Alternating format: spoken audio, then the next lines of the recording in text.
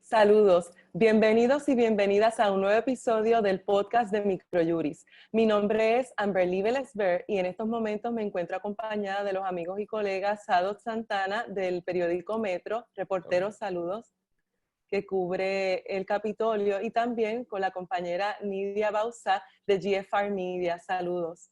Saludos. Nos encontramos con ambos porque pues sabemos que pasó la sesión legislativa. Se ha hablado también sobre una posible extraordinaria, pero antes de todo esto, pues queremos, ¿verdad?, hacer un balance legislativo de cara a esa posible extraordinaria. Sin embargo, el país cambia casi a cada minuto o a cada hora. Sabemos que lo que fue ayer, pues se anunciaron nuevos cierres en el país, de acuerdo pues a una segunda ola, un repunte de los casos de COVID. Esto también podría impactar la agenda legislativa, pero pasando primero por una mirada de lo que ya fue la sesión legislativa, quería decirles, ¿verdad?, que fue una sesión sumamente pues tensa. Comenzó en medio de terremotos, luego vino la pandemia del COVID y las investigaciones legislativas. ¿Qué nos pueden decir o compartir como mirada general, ¿verdad?, a esta singular sesión legislativa comparada con otras?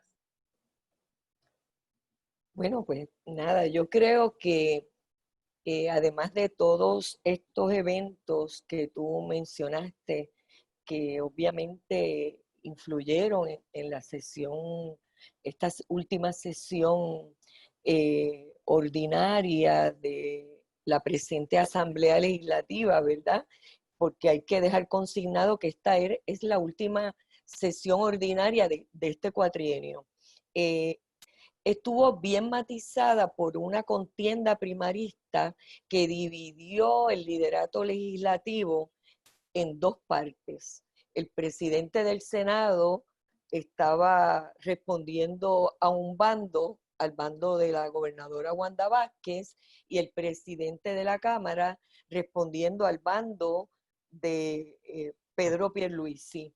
Y esto influyó hasta el último momento. Recuerdo el último día para expirar ya la sesión, un Rivera Chats molesto, amenazando a la Cámara con que si no llegaban las medidas a una hora en particular, o sea, ya temprano en la tarde, ellos se iban y las medidas se iban a colgar. Se iban a quedar, ¿verdad? Porque esta es la última sesión. Y eso ocurrió, recuerdo particularmente la asignación de donativos legislativos, que es muy importante para el funcionamiento de las organizaciones sin fines de lucro. Esta medida se quedó pendiente, se quedó en el limbo.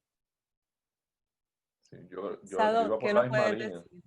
Iba por la misma línea, obviamente, además de todo lo que mencionaste, ¿no? De que pudo haber, o sea, que impactó, ¿no?, esta sesión legislativa, sin duda alguna, ¿verdad? Es la contienda primarista entre el bando de Pierluisi y obviamente el bando de la gobernadora, y, ¿verdad?, y añadiendo, ¿no?, a lo que menciona Nidia también con el proyecto de donativos legislativos, también es importante mencionar que ahí están los proyectos también de retiro, especialmente el de retiro digno, que también se quedó, ¿verdad?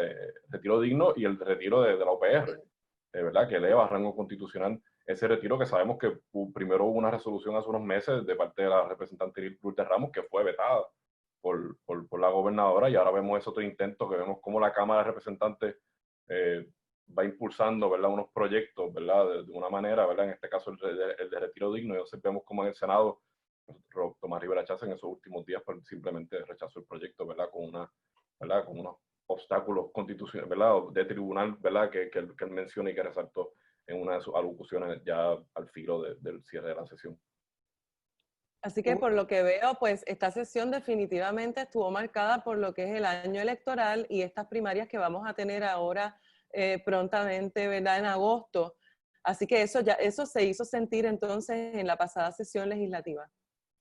se hizo sentir, y quería mencionarte también, en investigaciones legislativas, porque, por ejemplo, recordamos la investigación sobre el, el contrato, la compra de las pruebas, y también la de los almacenes, el hallazgo de los almacenes de suministros. Todas estas investigaciones trajeron mucha controversia interna en el Partido Nuevo Progresista, ¿verdad? Que es la mayoría parlamentaria y es la que, pues, hubo mucho desacuerdo, hubo roce, hubo muchos caucus, y hubo, pues, muchas cosas al interior del partido sobre, ¿verdad? Matizada por esta contienda primarista. Bueno, y aquí en el Bueno, mismo caso, y incluso, esa misma línea, ay, disculpa, era el nombramiento, ¿no?, del Mes Román, que obviamente se puso hubo mucha discusión alrededor de ese nombramiento y la discusión en términos de cómo iba a pasar en Cámara y cómo iba a pasar en Senado, que sabemos que ese nombramiento el respaldo tuvo que venir también de legisladores del partido de minoría. Y fue bien curioso el nombramiento de Román, porque lo aprueban un día y al otro día recuerdo que lo refieren al FEI. Sí. Entonces, o sea, fue algo bien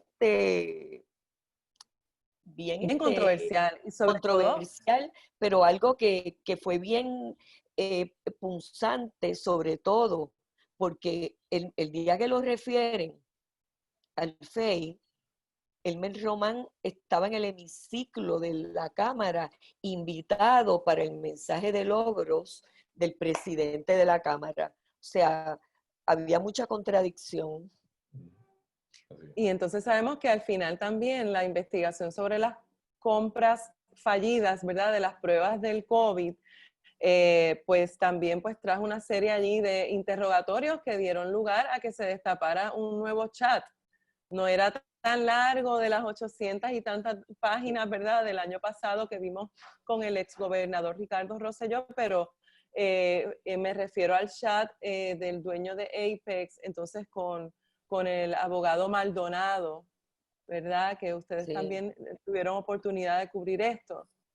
Bueno, yo lo único que quisiera añadir es que como periodista, esta sesión, ¿verdad?, legislativa no dio tregua para nosotros, porque estábamos todos los días, era un issue diferente, había mucha controversia en el ambiente, muchas cosas pendientes, o sea, tuvimos mucho trabajo, había mucha agenda para los periodistas. Y yo creo que en esa misma línea también, ¿verdad? Y más el hecho de que se está, y imagino Nidia que recuerda esas primeras semanas de cuando ya empezó la pandemia, que a los momentos todos los proyectos que estaban bajando tenían que ver con el COVID, ¿verdad? Con el COVID-19, pero que de un momento a otro, ya vemos como en abril y quizás mayo, de momento empiezan a pasar estos proyectos que ya no son tanto de COVID, ¿verdad? Y pues, algunos pasan por debajo del radar, otros no. O sea, que este tipo también de avalancha de proyectos, ¿no? De que obviamente viene el cierre de sesión, pues también da paso a proyectos que de momento, ¿verdad? No fueron tan discutidos cuando fueron radicados y de momento cuando están en discusión en Cámara o en Senado, pues obviamente generan un debate particular y ahí podemos hablar del nombramiento para la principal oficial de compras, que obviamente eso fue un proyecto que de hecho se aprobó al filo del cierre de sesión de la pasada, ¿no? Antes de que el gobernador renunciara y firmó esa ley. Y vemos cómo entonces ese nombramiento también generó debate, pero vino a generar debate ahora, casi un año después. También Así es. también atípico el presupuesto, se radicó bien tarde y solo hubo un par de vistas públicas en ambas cámaras. Bueno, porque entonces también ya como han habido varios presupuestos y sabemos que la Junta de Control Fiscal pues entonces tiene injerencia en ese tema, que la verdad que va a la médula de la democracia de un país, ¿verdad? Porque son sus arcas, es su dinero y cómo se toman las decisiones, las partidas que se identifican y la obra que se va a hacer, ahí está la política pública plasmada, ¿verdad? Completamente. Entonces, como ya la Junta de Control Fiscal pues ya ha aprobado varios presupuestos, pues yo creo que un poco están acostumbrados los cuerpos legislativos y también el Ejecutivo de que hay un terreno ahí ocupado por la Junta que cuando la Junta habla en términos de presupuesto, pues la verdad es que ellos tienen que ceder. Miren, vamos a hablar de los códigos. Sabemos del Código Civil, que fue, ¿verdad? Un código muy importante aprobado en esta sesión. Por ejemplo, y aunque tuvo mucha crítica de sectores ciudadanos, se aprobó, se firmó por la gobernadora. Desde su perspectiva, ¿verdad? Profesional, ¿qué nos pueden describir sobre el proceso legislativo de este Código Civil que sabemos que regula la conducta, ¿verdad? Y muchos aspectos de la vida de las personas. Y no se había enmendado, ¿verdad? Desde el 1930, ¿verdad? Que se crea, así tanto, ¿verdad? En tantas diferentes renglones. ¿Qué nos pueden decir de ese proceso? Sí, yo creo que, por lo menos para mí, el proyecto, ¿verdad? Y una de las cosas que tiene, ¿verdad? Que fue bastante discutido, obviamente, era el aspecto procesal de la aprobación de este código. Obviamente un código que no se puede enmendar de un día para otro, ¿no? Es un cuerpo de leyes, ¿verdad? O de normas que es bien complejo, ¿no? Sí tengo que decir que a pesar de que la Cámara, por ejemplo, en el 2018, ¿verdad? Celebraron muchísimas enmiendas, vistas públicas, son cerca de 16, pero luego ese código fue cambiando y cambiando y cambiando con el paso del tiempo. Y yo creo que ahí viene entonces el reclamo de muchos sectores de la sociedad civil de que no se hicieron vistas públicas, porque ese proceso, ¿verdad? Hubo falta de vista pública. Y yo creo que, a pesar de que el presidente del Senado insistió de que se habían hecho las suficientes, pero vemos cómo enmiendas a lo que tiene que ver con, ¿verdad? El derecho de los no nacidos, cómo eso cambió tanto en el cabo de un año y de momento cambiaban y no se hacía vista pública sobre eso. Se incorporó una definición, ¿verdad? Que dejaba casi el descubierto un poco, ¿verdad? El hecho de que se quisiera regular, ¿verdad? Los derechos reproductivos de la mujer y darle derecho al no nacido. Y también vemos cómo de momento sacaban enmiendas, ¿verdad? Sacaban disposiciones de ese Código Civil. O sea que yo creo que en el aspecto procesal sí hubo, ¿verdad? Los reclamos ¿verdad? Que se discutieron. Yo creo que muchos de ellos tienen méritos en el hecho de que muchas de estas enmiendas pasaron sin, ¿verdad? Sin que hubiese ese debate público, en especial en las disposiciones más neurálgicas, como lo que tiene que ver con la maternidad subrogada, el aborto, y lo que tiene que ver también con modificación de género, que sabemos que eso también al final, ¿verdad? Antes de que se aprobara, también generó mucha controversia por la manera en que estaba redactado esa disposición, que daba a entender que violentaba, ¿no? El caso de Arroyo González versus Rosselló del 2018, que determinaba ¿verdad? Que no tenía que ir a un tribunal, sino la persona simplemente iba, ¿no? Al registro demográfico a hacerse el cambio de sexo y que ese certificado pues, no podía tener esa constancia del cambio. Yo creo que exacto, yo creo que para mí eso fue lo más alarmante, ¿no? En el sentido de que no, ese proceso, ¿no? De discutir todas esas enmiendas que se fueron eliminando y poniendo y cambiando definiciones, no fueron discutidas en ese periodo. Nidia, ¿y la sociedad civil? ¿Qué tú pudiste percibir en ese proceso de aprobación del código? Bueno, en la misma línea de Sadot, la sociedad civil siempre reclamó, y con toda razón, de que no hubo un rigor, no hubo un espacio suficiente para que la gente se expresara y muchos grupos, porque las vistas públicas fueron bien limitadas. Solamente hubo vistas públicas en la Cámara.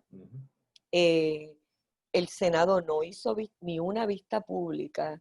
Ellos abrieron el proceso en Internet, pero en Puerto Rico estamos acostumbrados a ir a la legislatura a ver, a expresarnos, a decir, este proyecto no me gusta por esto, este proyecto me gusta por tiene estas bondades, y ese proceso faltó.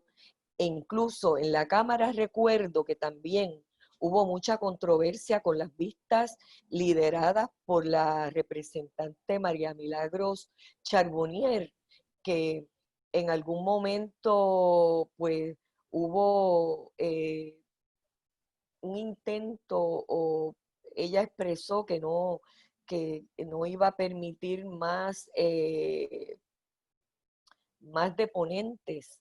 Entonces, esto trajo también mucho roce, porque o sea, no parecía un proceso donde pues hubiera apertura, sino parecía como que había cierto control, y tratándose de un proyecto de esta envergadura, como dice Sadot, que es un proyecto que nos afecta a todos los puertorriqueños, nos cambia la vida. Y que si nos Así dejamos es. llevar por lo que rigió, ¿verdad?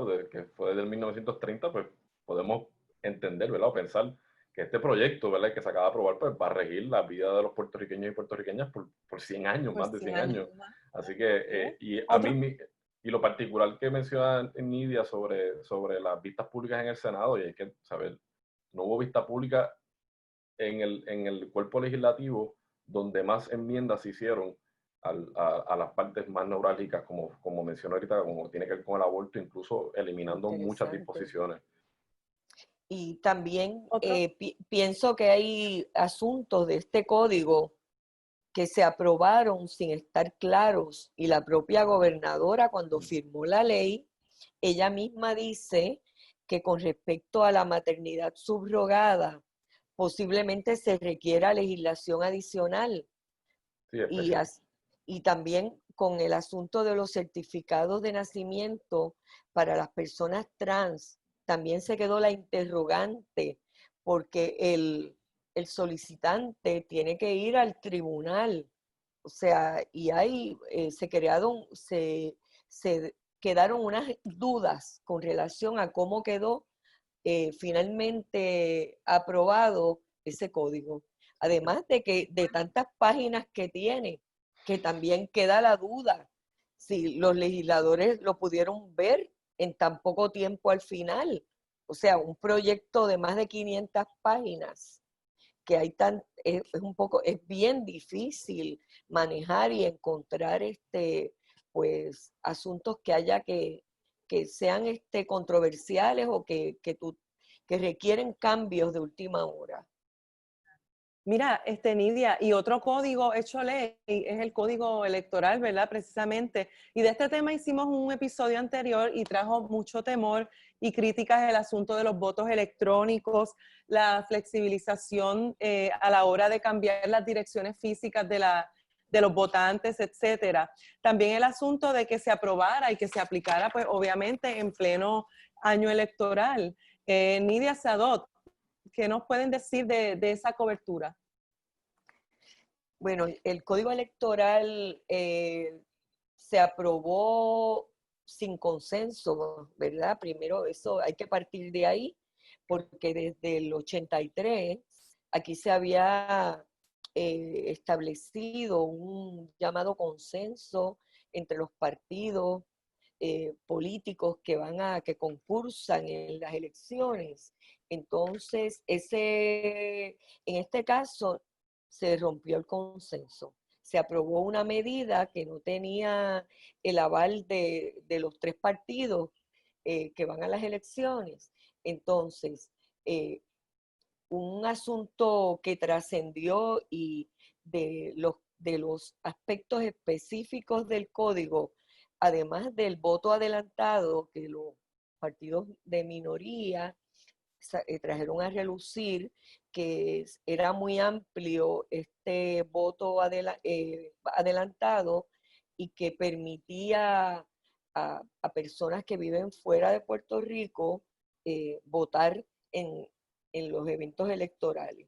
Pero también se trajo un asunto que tiene que ver con el nombramiento del presidente de la Comisión Estatal de Elecciones.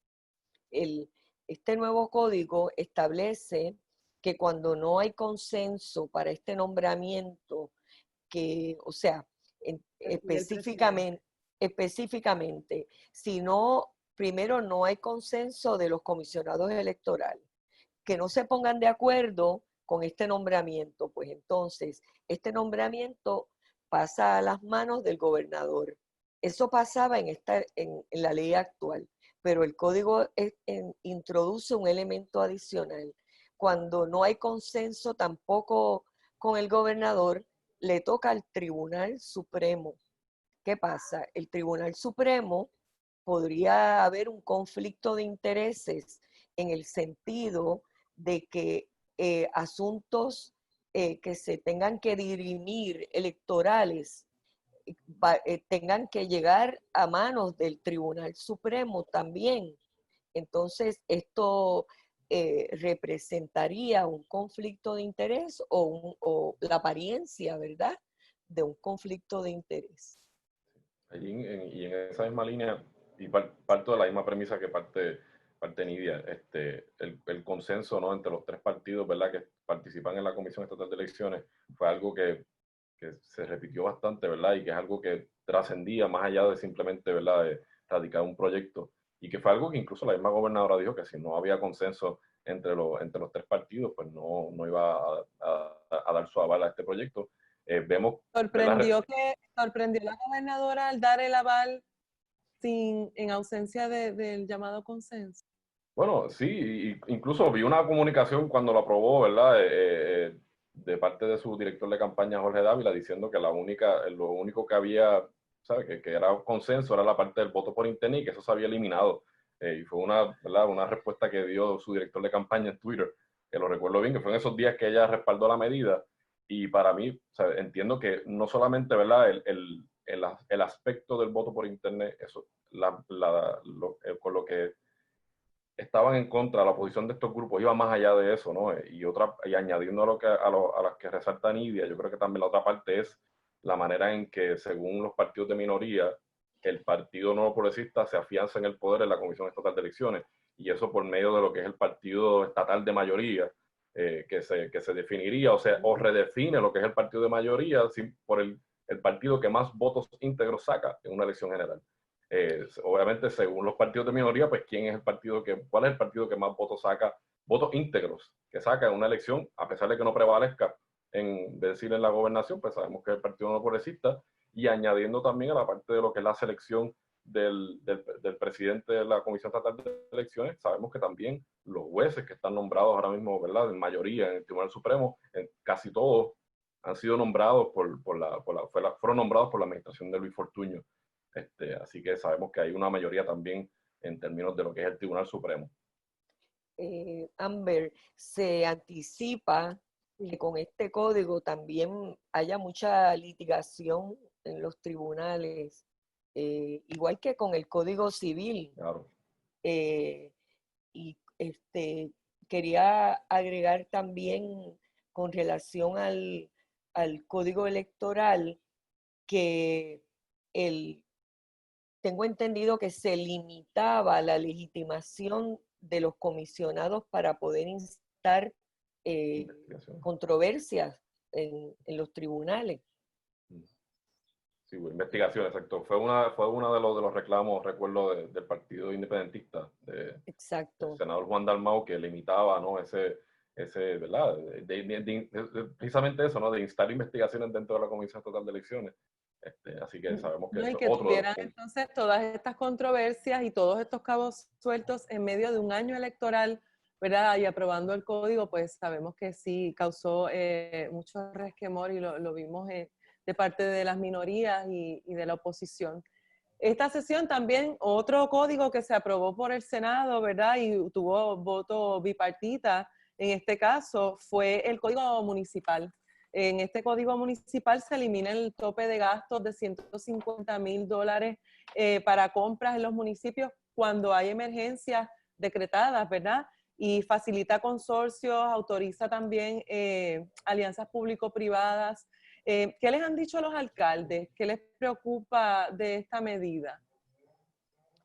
Bueno, yo tengo entendido que los alcaldes están de acuerdo, porque ellos lo favorecen. Hay sectores, sin embargo, otros sectores económicos, empresariales, son los que mostraron reservas, y incluso el senador independiente Vargas Vidot, él, que fue uno de los votos en contra en el Senado solo votaron en contra Vargas Vidot y Juan Dalmau, el senador Pipiolo.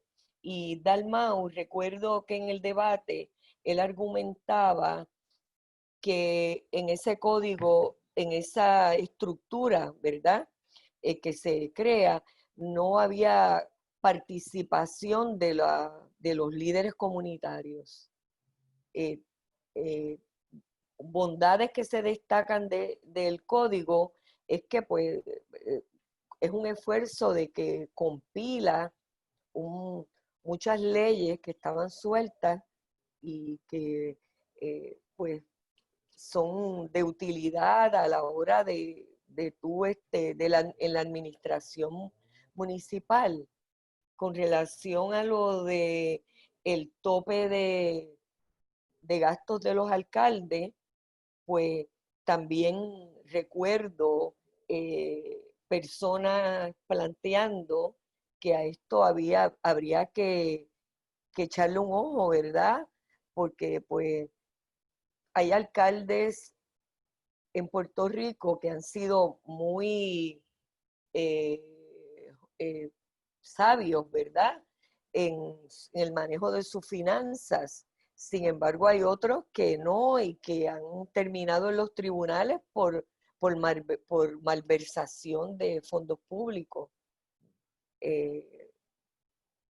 Sobre este código, pues hay que ver cuál va a ser ¿verdad?, el desempeño. El saldo, ¿verdad? En la ejecución. Es correcto. Y con eso el tope de emergencia sabemos que también pues ahí con todo esto que ha salido a relucir también con lo que es las pruebas, pues eso obviamente también siempre, ¿verdad?, siempre algún tipo de duda, ¿no?, sobre cómo puedan ejecutar los alcaldes esa parte. Lo que yo sí vi, por ejemplo, sí, la federación y la asociación de alcaldes apoyaban y fueron a vistas públicas en varias ocasiones a apoyar el código. Lo único que sí yo creo que logró que se aprobara era el hecho de que sacaran, ¿no?, la disposición que imponía, ¿verdad?, unos impuestos, valga la redundancia, a las empresas de telecomunicaciones. Los alcaldes argumentaban que ya eso estaba en la ley de municipios autónomos, pero obviamente hubo mucho cabildeo de parte de empresas de telecomunicaciones y de pero la presidenta eso se de la Junta. excluyó. Eso se excluyó, sí. Sí, eso se excluyó. Y que fue lo más que generó debate y que de hecho la Asociación de Alcaldes en la última vista pública fue la que mencionó que si causaba tanto malestar esta disposición, que ellos estaban dispuestos a que esa disposición se sacara de este proyecto para que pudiese aprobar, porque ellos entendían que habían bondades dentro del proyecto. Así que habrá que ver en el futuro si luego hacen, ¿verdad?, someten una enmienda para incluir esta disposición. Uno de los proyectos, bueno, varios, de los que se quedaron en el tintero fue precisamente de retiro. ¿Qué nos pueden decir de estos proyectos que hemos visto a los gremios manifestándose en el Capitolio? O sea, que todavía hay unas esperanzas cifradas en que esto pueda ser quizás un tema que se retome en extraordinaria. Bueno, eran 4 proyectos de retiro, ¿verdad? Los más importantes que estuvieron en discusión en los últimos días en la legislatura. El único de ellos que se aprobó en ambos cuerpos y que está pendiente de la firma de la gobernadora es el de que crea un programa, una ventana, es un programa incentivado para unos grupos en particular de empleados públicos. Pero el otro proyecto, el llamado de retiro digno, que es el que tiene el favor de muchos retirados y que recuerdo que estuvieron hasta último momento en un campamento en vigilia en el Capitolio. Ese proyecto no se aprobó y está pendiente. Dependerá ahora si la gobernadora lo incluye en una extraordinaria, pero es un proyecto de la representante Lourdes Ramos. También tampoco se aprobó el proyecto que reforma el sistema de retiro de la Universidad de Puerto Rico, y quedó pendiente otro proyecto de retiro de los policías, que les recuerdo que a última hora se incorporó a los bomberos y a otros, creo que los guardias penales también se incorporaron, pero ese proyecto también se quedó en el tintero. A lo mejor no sé si Sadot puede abundar más con relación a esto. Sí, yo sé que en términos, ¿verdad? Ese de retiro digno, incluso, como fue que uno de los que mencionó ahorita al principio, habrá que ver si la gobernadora lo incluye en esa sesión extraordinaria. Eh, Podría pensar que el futuro de esa medida luce bastante incierto, ¿no? Luego de las expresiones del presidente del Senado, y que dada la discusión que hemos tenido aquí, pues sabemos que, ¿verdad? Un poco para hacia dónde está remando, ¿no? Sí. Y en ese sentido habría que ver que puede que pase la misma suerte el proyecto que tiene que ver con el de la UPR.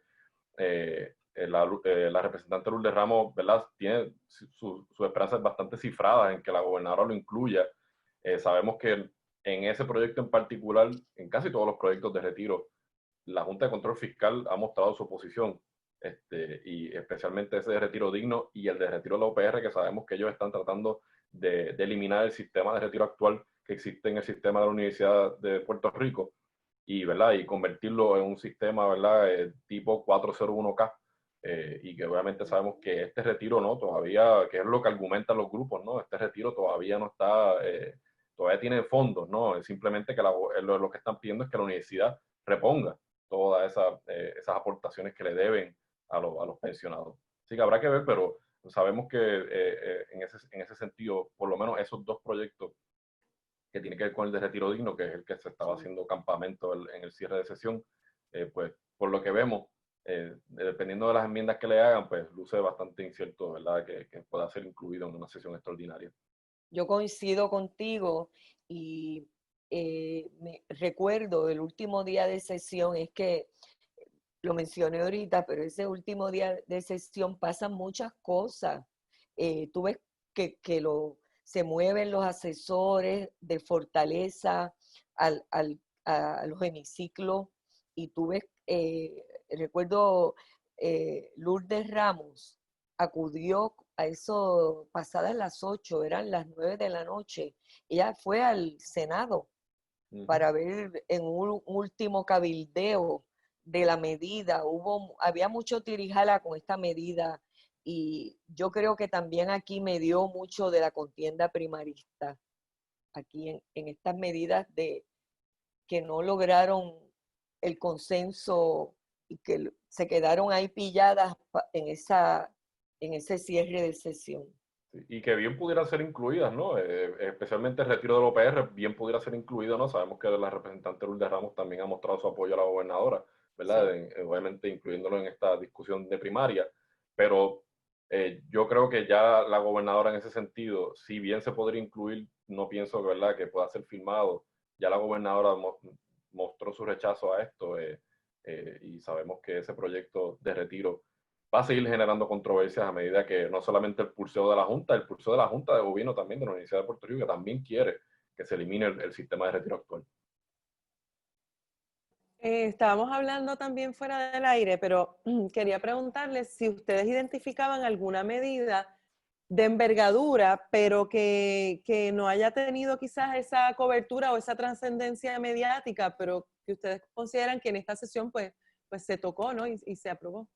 Sí. Yo creo que a los últimos días de la sesión, y recuerdo que fue un sábado, en una sesión del Senado, descargaron un proyecto que generó controversia por unos días y que luego, ¿verdad?, el proyecto fue retirado, fue devuelto, ¿verdad? No pasó, no fue enviado a la gobernadora, que es el proyecto El de Mar 1640, Chiquita.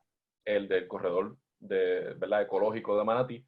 Este proyecto, según lo que, ¿verdad?, a lo que la posición de muchos grupos ambientalistas, es que de momento uno lee el proyecto, ¿verdad?, y uno piensa que se trata de un proyecto ecológico y, ¿verdad?, y que tiene unas bondades de turismo ecológico, ¿verdad?, en ese sentido, pero cambia muchas de interpretaciones de terreno, ¿no? y de planificación que tienen estos terrenos y los convierte y los rebaja, ¿no? En lugar de ser de preservación, pues los coloca en una posición que podrían ser, ¿verdad?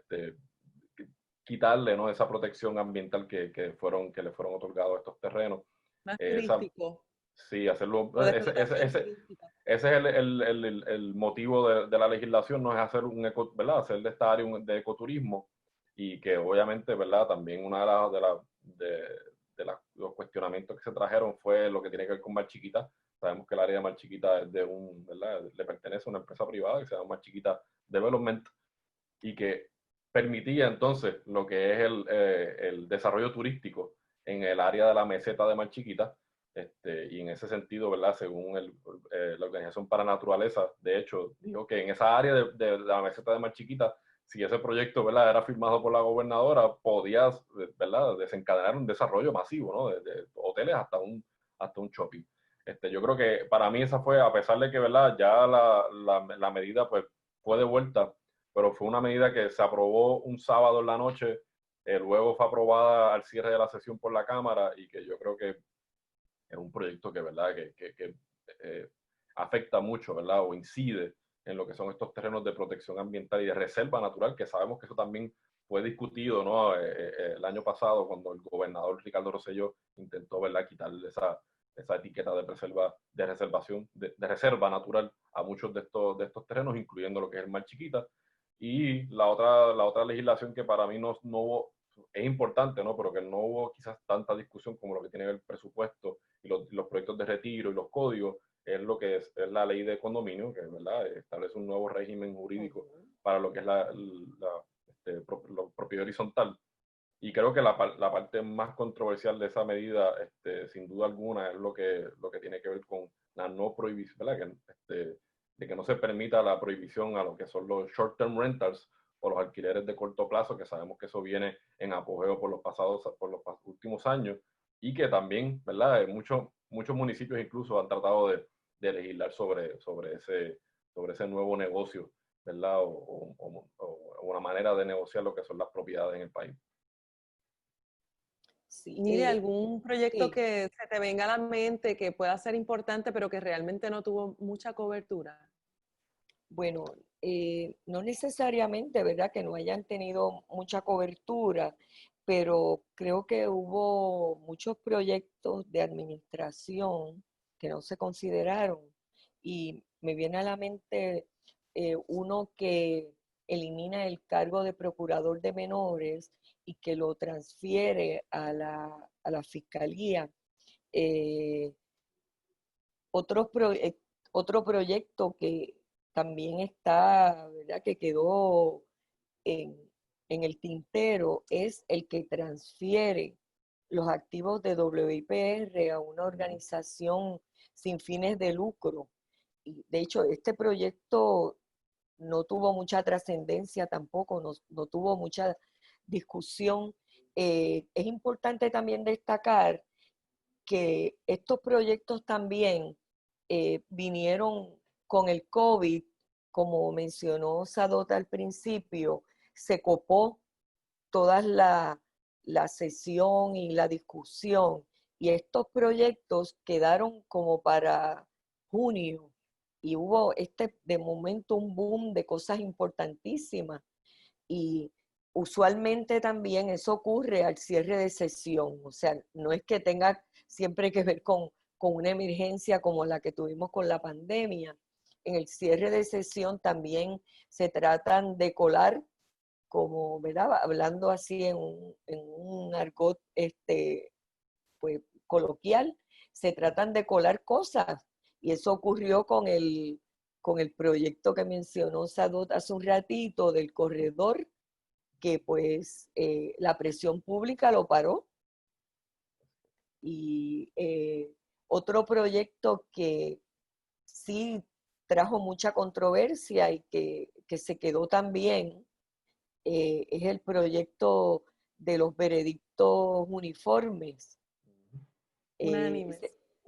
Unánimes, perdón. La retroactividad. Sí, Uh-huh. sí, el hacer retroactiva esta jurisprudencia federal, pero que a última hora, con la excarcelación de Pablo Casellas, recuerdo que eso fue una píldora venenosa en el caucus de la mayoría en la Cámara, porque pues el proyecto parecía tener los votos, pero esto llevó a algunos a reconsiderar, y recuerdo que Johnny Méndez anunció que no tenía los votos de ese proyecto para pasar en la Cámara. Cuando lucía, ¿verdad? A todas luces que sí iba a aprobarse. Sí. Recuerdo que eso como en cuestión de 24 horas, 48, como se viró la tortilla, como decimos por ahí, sí. Miren, ya moviéndonos a lo que se ha comenzado, ¿verdad?, a rumorar de que se va a llevar una extraordinaria. Es de pensar que sería entonces, pues, después de las primarias, ¿verdad? Nos imaginamos esos temas, según sus experiencias, sus coberturas, que probablemente deban estar en una extraordinaria. Por ejemplo, ahora que estamos en el repunte del COVID, como en una segunda ola, sabemos que podrían estarse integrando temas como de extensión de del pago de las hipotecas, por ejemplo, ¿verdad? ¿Qué otros temas les vienen a la mente? Los préstamos personales, ¿verdad? El aplazar esos pagos de esos préstamos personales, y más incentivos también a servidores públicos y sobre todo servidores públicos esenciales, ¿verdad? Que estén haciendo trabajos esenciales allá afuera. Beneficios de desempleo. ¿Qué les viene a la mente que podría estarse viendo en una extraordinaria? Yo creo que en cuestión de incentivos, yo creo que esa parte de incentivos debido a la pandemia, yo creo que va a estar más atado a lo que ocurra en el Congreso de Estados Unidos en los próximos días, 3 días. El 20 de julio vuelven a sesión en el Congreso y sabemos que se ha discutido por las pasadas semanas si realmente va a venir otro paquete de incentivos, ¿no? Especialmente eso, el llamado cheque de los 1.200, y que claro, y que ver si se va a extender lo que es el PUA, ¿no? Y que sabemos que eso ha generado mucha controversia en el país. Ese beneficio vence a final de mes, entonces habrá que ver de qué manera el Congreso, ¿verdad?, extiende ese beneficio. Todo apunta, ¿verdad?, a que se puede extender, pero con unos límites, ¿no? No apunta, ¿verdad? La mayoría republicana, por lo menos en el Congreso, no apunta a que vuelvan a ser $600 semanales como lo es ahora. Yo creo que en el sentido de que una extraordinaria se pensaba por un momento dado, cuando hubo el cierre de sesión, que incluso lo dijo el portavoz de la mayoría en el Senado, Carmelo Ríos, que la sesión extraordinaria se iba a convocar en los primeros días de julio. Y obviamente, ciertamente está en contra el reloj, y sabemos que está la contienda primarista y que muchos de estos representantes están en reelección, ¿no? En una campaña reeleccionaria, por lo que están en sus respectivos distritos y municipios haciendo campaña.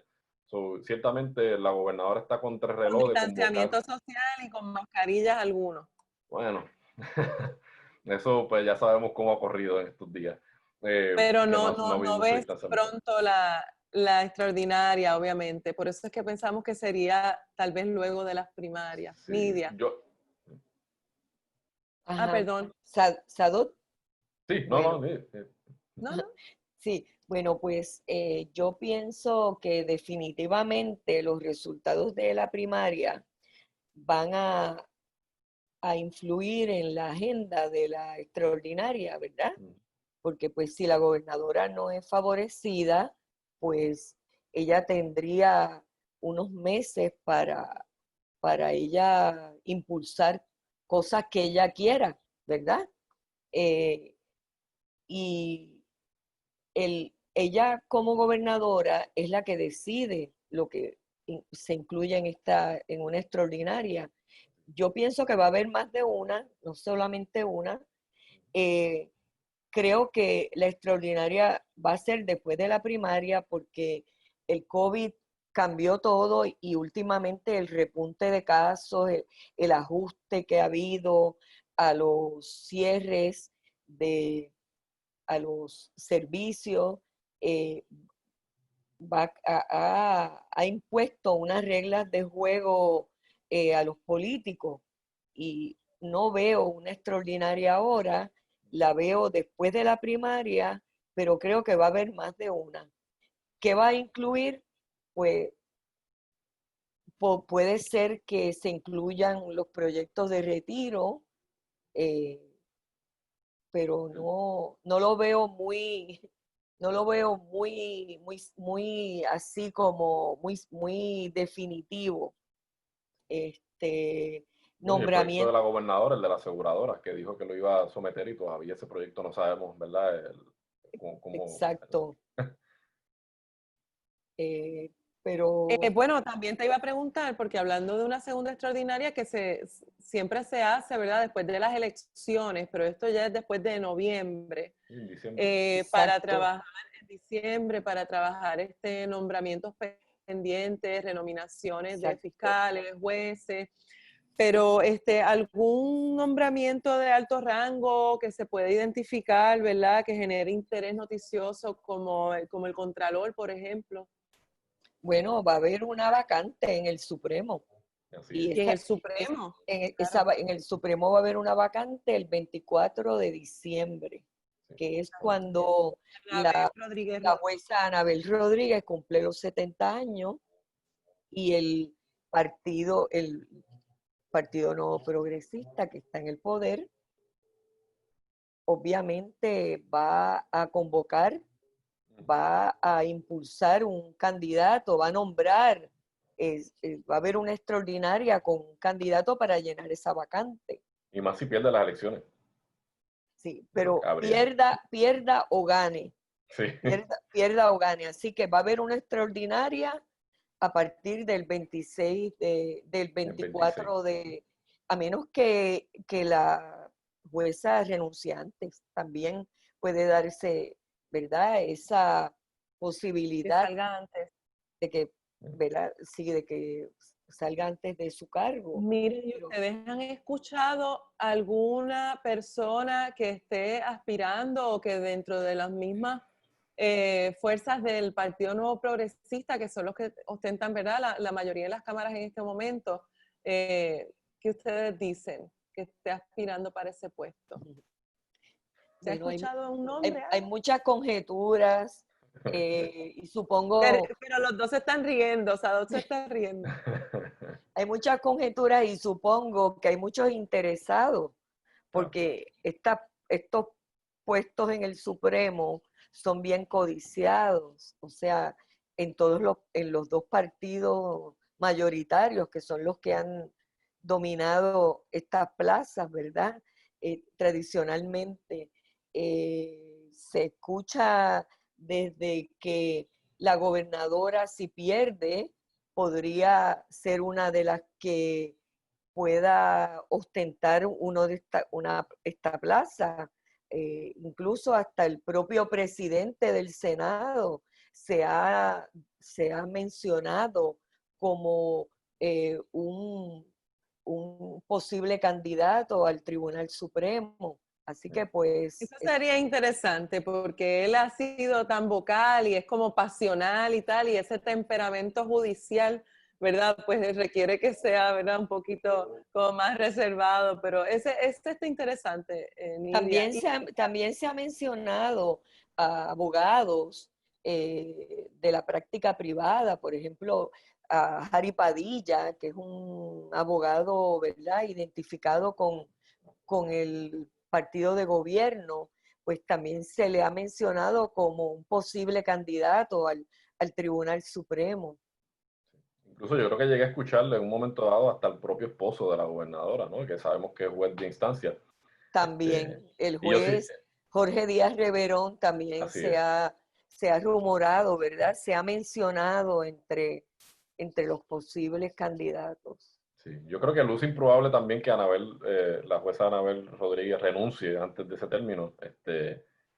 Yo creo que, ¿verdad? Pasado cuatrenio quizás pudo haberlo hecho, ¿verdad? Para que el Partido Popular nombrara a alguien y quedarse con esas tres posiciones, ¿verdad? Que ya les quedan en términos del Tribunal Supremo, que sabemos que el juez Ángel Colón y la jueza presidenta, Maite Orono, pues ahora ¿verdad? Con la salida de Anabel Rodríguez ciertamente van a estar en minoría, o sea, aunque sabemos que el juez Luis Estrella, ¿verdad? Que de hecho fue asesor legislativo del presidente del Senado.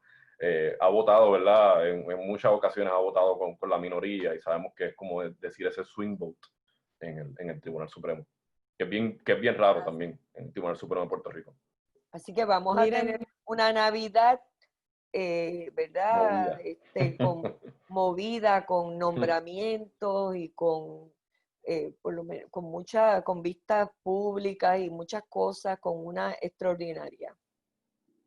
miren, yo no les quiero quitar más tiempo porque aunque ustedes son los reporteros estrellas que cubren el Capitolio, ustedes están de vacaciones precisamente porque han trabajado tanto durante toda esta sesión legislativa, pero quería precisamente finalizar preguntándole cómo ha cambiado, si en algo, el oficio en estos tiempos de COVID, ¿verdad? Que está cubriendo una pandemia. ¿Cómo ha sido eso para ustedes? Ha cambiado mucho, pienso. Por ejemplo, pues en el Capitolio hemos tenido la oportunidad de poder cubrir remoto. Yo como periodista tuve salidas. En tiempos de COVID hacíamos de todo, además de cubrir la legislatura, pues igual que supongo que a Sadot, pues cubríamos de repente las conferencias del gobierno, desde el Centro de Manejo de Emergencias.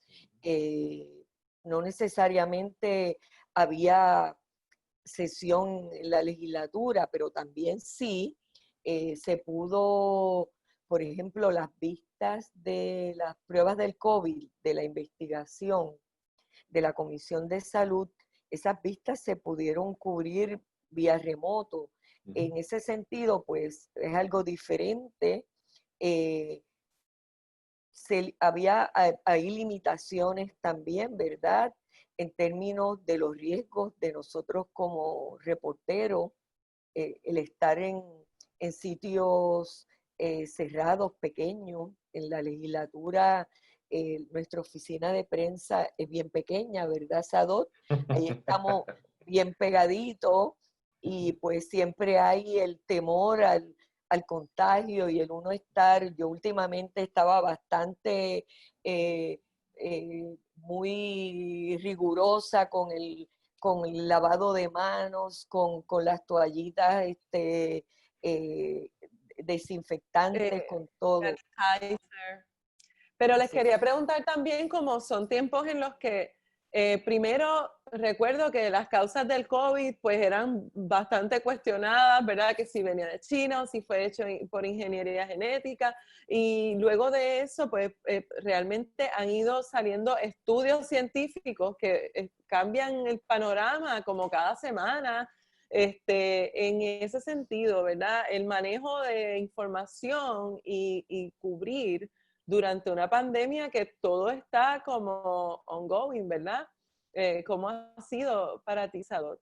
Sí, yo creo que ha requerido un poco de ser autodidacta, ¿no? De buscar información, y más cuando ciertamente los mismos científicos a veces ¿verdad? Por lo menos al principio, pasó mucho al principio de la pandemia, ¿no? Que todavía había mucha incertidumbre en cuanto a a lo que realmente podía implicar este virus. Se sabía, ¿verdad? Había un contorno general, ¿no? De lo que implicaba.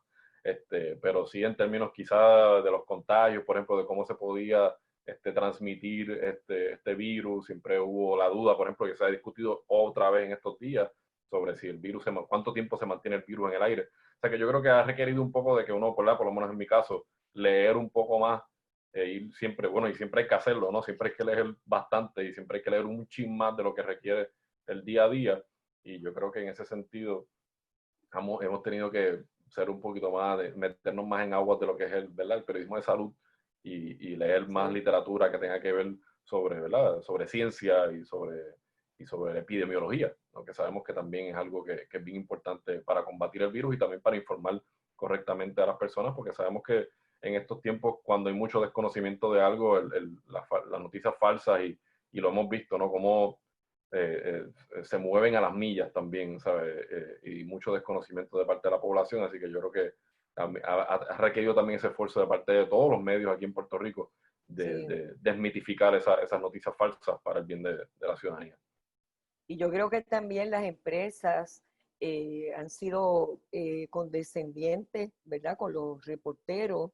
En el caso de nosotros, en Primera Hora, yo pude trabajar remoto bastante tiempo y en las ocasiones en que tuve que salir al centro de manejo de emergencias o a la calle, pues era por unas horas y luego yo podía regresar a mi casa, a desinfectarme, entonces para sentarme en la computadora y transmitir esa información al pueblo. Pues Nidia, gracias, Sadón, de verdad que les agradecemos todo este tiempo. Sabemos que ahora pues hay nuevas medidas de cierre allá afuera, así que volvemos otra vez a la cuarentena, así que les deseamos que se cuiden mucho. Nuevamente les damos las gracias y a ustedes que nos sintonizan, síganos en las redes sociales y hasta la próxima.